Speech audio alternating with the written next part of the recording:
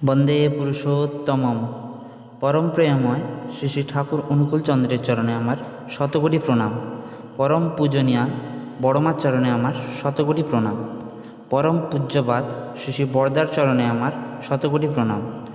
বর্তমান আচার্যদেব শ্রী শ্রী দাদার চরণে আমার শতকোটি প্রণাম। সকল গুরুভাই ও ভক্তিমতী মায়েদের রানন্দিত জয়গুরু জানিয়ে আজকে আমি পরম প্রেমময় শ্রী শ্রী ঠাকুর অনুকূল চন্দ্রের শ্রীহস্ত লিখিত গ্রন্থ সত্যানুসরণ থেকে পাঠ করছি।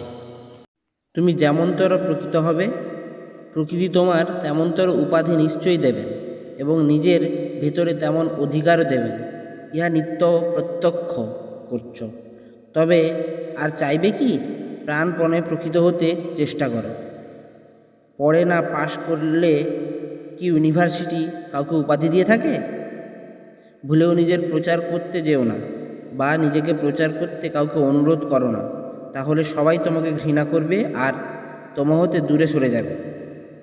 তুমি যদি কোনো সত্য জেনে থাকো আর তার যদি মঙ্গলপ্রদ বলে জানো, প্রাণপণে তারই বিষয়ে বলো এবং সবাইকে জানতে অনুরোধ করো। বুঝতে পারলে সবাই তোমার কথা শুনবে এবং তোমার অনুসরণ করবে। তুমি যদি সত্য দেখে থাকো, বুঝে থাকো, তবে তোমার কায়াম্ন বাক্যে তা ফুটে বেরোবেই বেরোবে। তুমি তাতে হারিয়ে না যাওয়া পর্যন্ত কিছুতেই স্থির থাকতে পারবে না। সূর্যকে কি অন্ধকারে ঢেকে রাখতে পারে?